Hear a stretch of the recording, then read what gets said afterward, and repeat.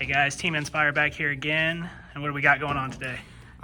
We did a premiere event, ended up getting first, and made some changes to the deck. Really like it. So Nice. What'd you play today? I played Yubel. Oh, all right. Let's go. Let's get into it. Yeah. Of course, you got the three engraver, one Lurie, pretty self-explanatory. The Shavara, the one ofs, Spirit, all very standard. 2 Grave Skirmer, 3. I mean, this is all like basic stuff. This is just the Yubel package and the Fiend package. Very, self-explanatory. How did 2 Spirit work for you? 2 Spirit, I mean, it's kind of the standard now. It works just fine. I never really needed the third one, and if I ever did, I'd just shuffle it back off Nightmare Throne. The Bestials, not playing Baldrake, ended up cutting it, keeping deck count, I think, at 48 or 46. The hand trap lineup is where it changed up a little bit. You got 2 Ogre, 3 Ash, 3 Droll in the main now, and then 3 Valor. Basically, these hand traps hit the most. Valor off obviously the mirror and the Snake Eye. Droll for the mirror, for everything Rogue. Ash is just Ash, and then Ogre. Ogre has actually come into play a lot more than I thought it would. It's definitely earned its spot in the hand trap lineup right now.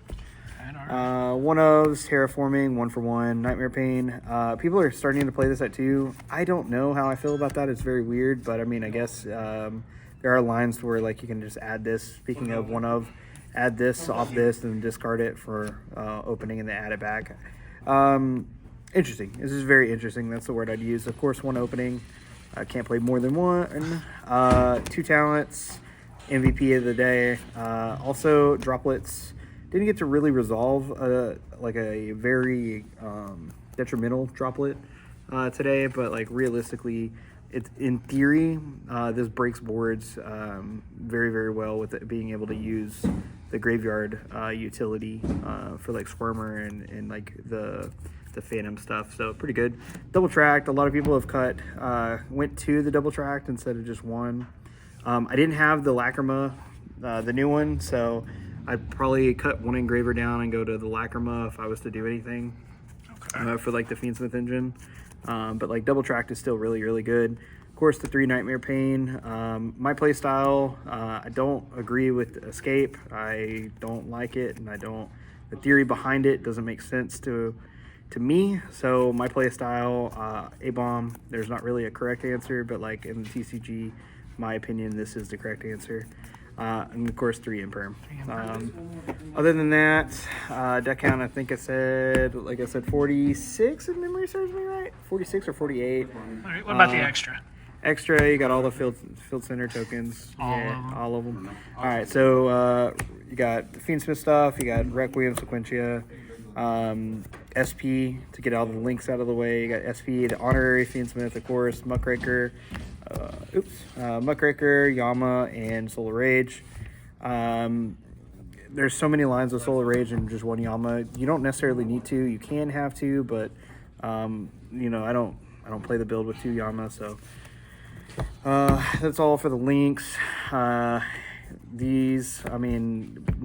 has come back into this deck list for dead hands and 1-card combos. Very good. Aerial Eater, absolutely insane. Double Phantom, you don't need the 3rd. You really don't. Like I said earlier, for the Spirit, if you ever get to an extent where you need the Phantom, you just recycle it off the throne. 1 Desiree, of course. There's some cute little lines with the card in my side deck for this, but I will allude to that in just a second. I'm going to put the MVP in the back because it's kind of an interesting card. But you have Verugis, Caesar, of course, and the MVP of the day. This won me literally 2 matches. Excuse me? The Mannequin Cat? The Mannequin Cat. All so it's how the deck plays around Shifter, because you just summon their Shifter. You can just summon the Spirit itself, or what I did is go to the Samsara for the Spirit and then Spirit. Like, there's tons of like lines that you can do. There's also a card in the side deck that you can special in game 2 and 3 scenarios that I shout out to the Ritual Beast player that I played, but it instantly like shut his whole deck off. So Yeah, super insane. I think it's good enough for a main deck slot because even if, like, especially anything Ash and all that, you can summon the Shavara. Like, there's tons of different like attributes that you can summon with that are being used right now. Okay.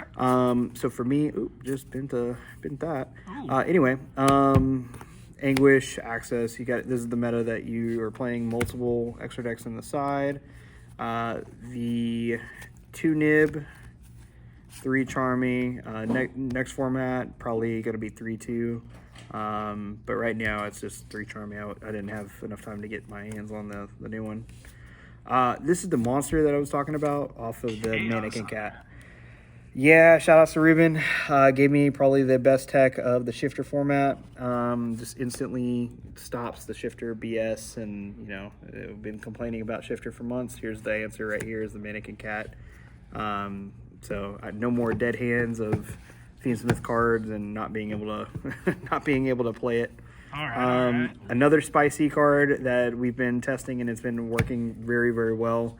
Metaltronus is it's literally a 1-card starter itself. It outs the Protoss lock whenever they're going into the Protoss stuff. After they evenly you, if you just sit on it and they go Protoss effect, you just go, all right, cool chain, and you don't get punished by it.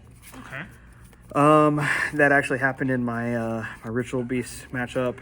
But other than that, like in the mirror, this is just 1-card starters and stuff like that. There's tons of 1-card starters with this deck.